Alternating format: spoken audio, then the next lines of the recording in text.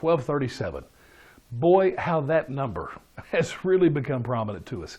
The number of delegates needed for Donald Trump to win the Republican nomination for president outright.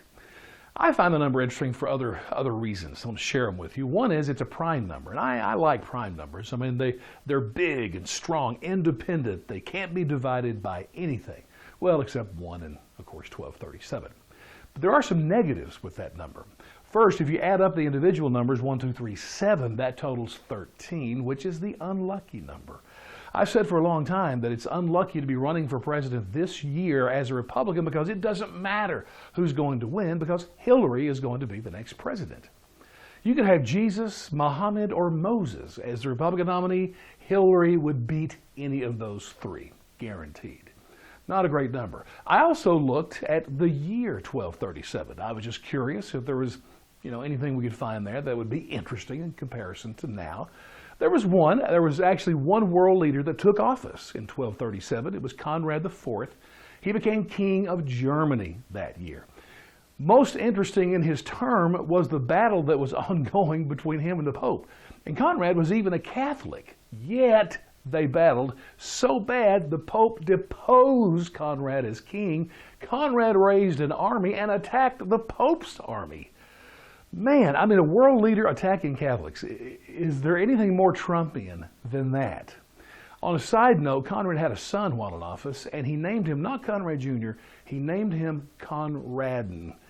Here's the significance of that for me, and I'm kicking myself because I missed a great opportunity. I had 2 sons. I could have named either one of them. In that vein, called them Billion. Is that cool? Well, lastly, I read the Bible a lot, and I was curious what verses that had chapter 12, verse 37, what books, and what those verses would say. In the New Testament, only 2 books had a chapter 12, verse 37. One was Matthew, one was John. In Matthew, Jesus is concluding a little talk about your words and how important they are. He says, whatever's in your heart, it's going to be evidence in the words that come out. And in verse 37, he says, your words will either acquit you or condemn you. Boy, if there's a verse for Donald, it's probably that in that whole passage. The other one in John, chapter 12, verse 37, says, in spite of all the miracles that Jesus did, the people still didn't believe.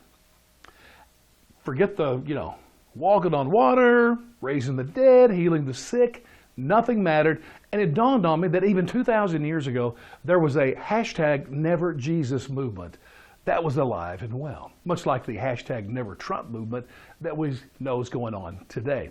And the moral of that is this: it doesn't matter if Donald Trump gets elected president or not. There are those, they will refuse him, they will not follow him, they will do everything they can to bring him down, no matter if he even does good things. And in conclusion, let me be clear, I'm not trying to compare Donald Trump to Jesus Christ. Jesus ended it all by being crucified. Donald is just, he's just going to be Clinton-fied.